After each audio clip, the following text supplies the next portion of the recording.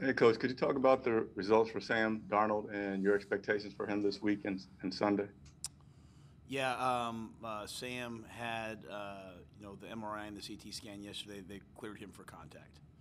So got him some reps in practice today. I thought he looked good out there. Cam will start the game. Will have a major role in the game, but Sam will play at some point. And then regarding your upcoming matchup with the Bucks, they're all, offensively they do a good job of putting up points, and defensively they're pretty solid against the run. What do you see that this team does, the Bucks do to produce those kind of results on both sides of the ball? Well, first of all, they're well coached, but they've got a dominant offensive line and a dominant defensive line. You run down. You look when I say it really when I talk about defensive line, I'm talking about the outside backers, the front seven. They've just got excellent players all across the board.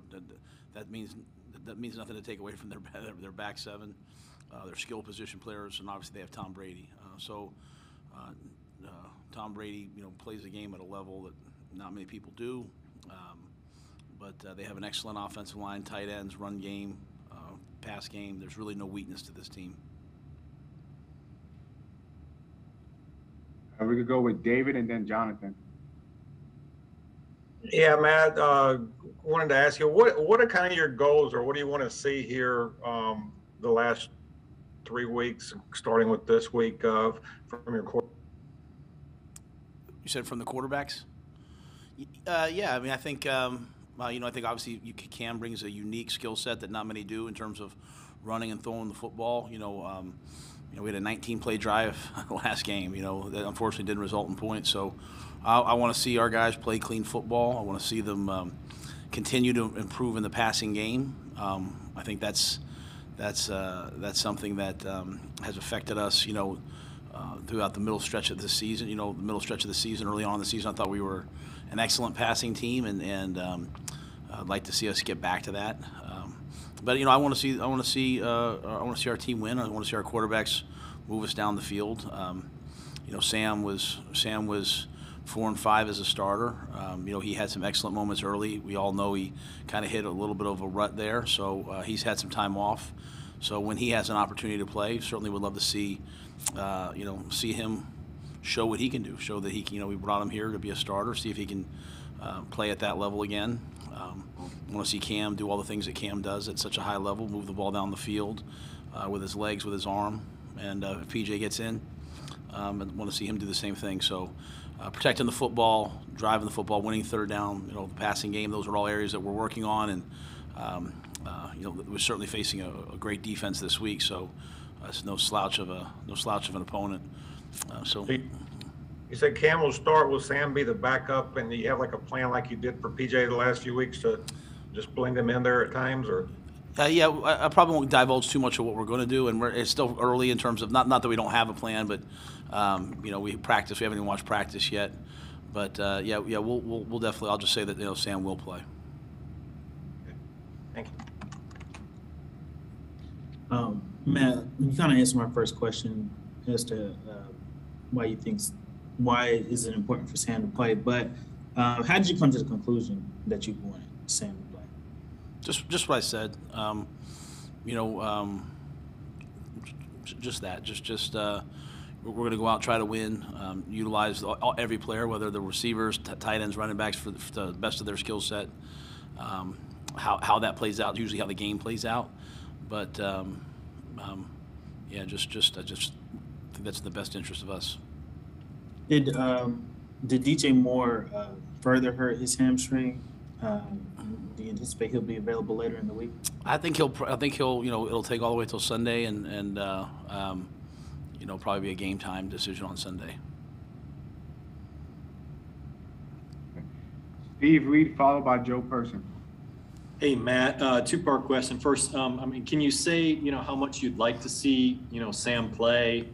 And secondly, the challenge of facing Tom Brady coming off a week where he got shut out. I'm probably not going to get too much into like the scheme or the rotation of it right now. Just Cam will start, Sam will play. Tom Brady, we've been following him, Steve, the last couple of weeks, watching him, and just masterful. I mean, I think he's the fastest or second fastest in the league in terms of getting the ball out of his hands at like 2.3 seconds. Yet he's still throwing for 300-400 yards. They create explosive plays. Everyone gets involved.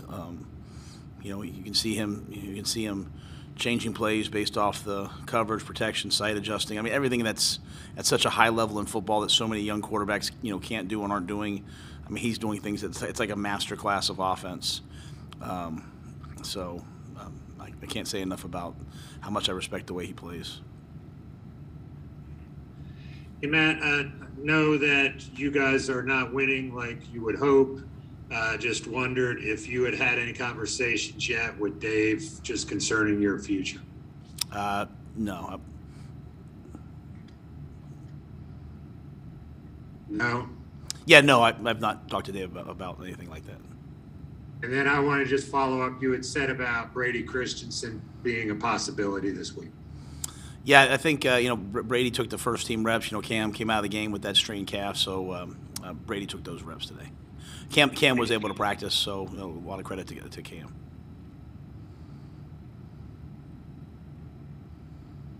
Darren Grant, followed by Steven Toronto.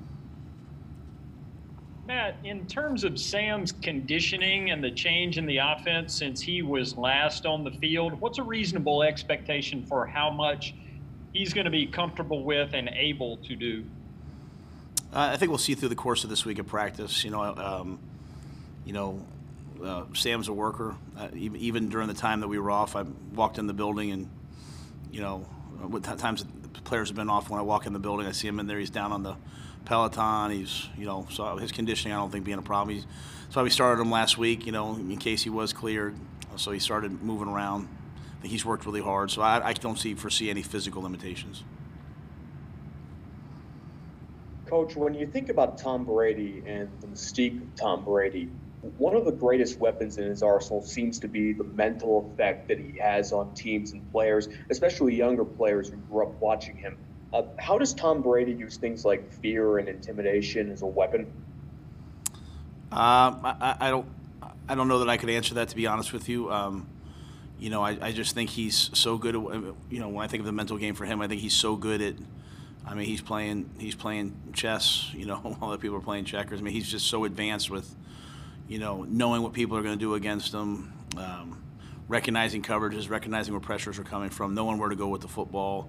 Yeah, they have so many things in their offense that appear to be, and I'm not in their offense, that appear to be read routes and option routes and, man coverage, break across the field, break it back. It takes a quarterback with tremendous poise to do all those things. So I can certainly say, I know when you get to the end of the game and you have the ball and you want to take the lead, you certainly don't want to leave him any time because his ability to go win games at the end is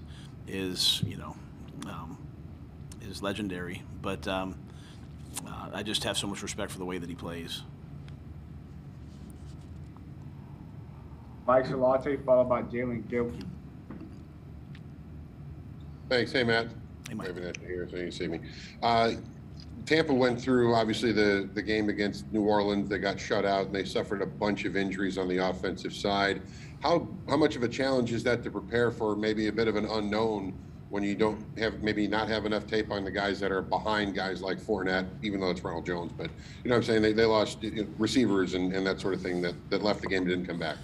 Yeah, I think we have a lot of tape on a lot of the guys. Obviously, Antonio Brown coming back. We've played against him.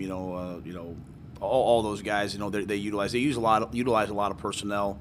I think the biggest thing, Mike, is that every week that you watch them, they can morph into a different offense. They might be 12 personnel play action one week, and then the next week they're no huddle up on the ball running their 2-minute drill.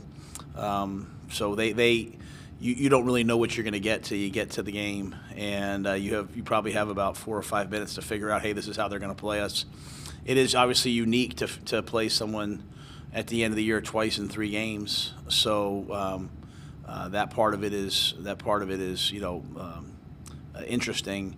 Coming out of this game into the next game, but in terms of coming into this game, knowing how they'll attack us. Not real sure because they change so much every week, and as you said, they do have the injuries. They have great tight ends. They have great backs, great receivers. They're loaded offensively.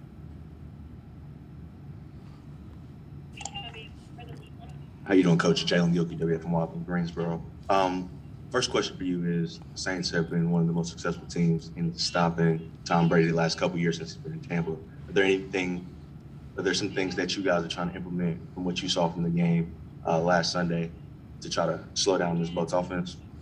Yeah, I think it's a great question. I think, you know, you go back in the last the games that they've won, you know, they've taken the ball away. The Buccaneers, Tom Brady, those guys do such a good job of protecting the football, but they have in those games been able to take the ball away, which is a key to winning any NFL game, but certainly against Tampa Bay and Tom Brady. I think they match up really well, you know, across the board in man in the game. They were able to win some of those matchups.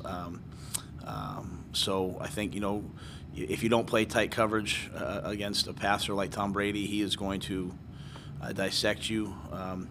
So they were able to play tight coverage. Those are things that we try to do. You know, obviously we've played a lot of man the entire year. You know, being down, you know, with JC, Dante, and AJ down, it's an opportunity for some of those other young guys to step up and show what they can do. I thought some of those guys stepped up in Buffalo, and they'll have to do it again versus, you know, a prolific offense. But I think the biggest thing is that tight coverage matchups. That's what the Saints did really well. And a follow-up question. I know Zane's been ruled out for the year. Any updates on the kicking situation?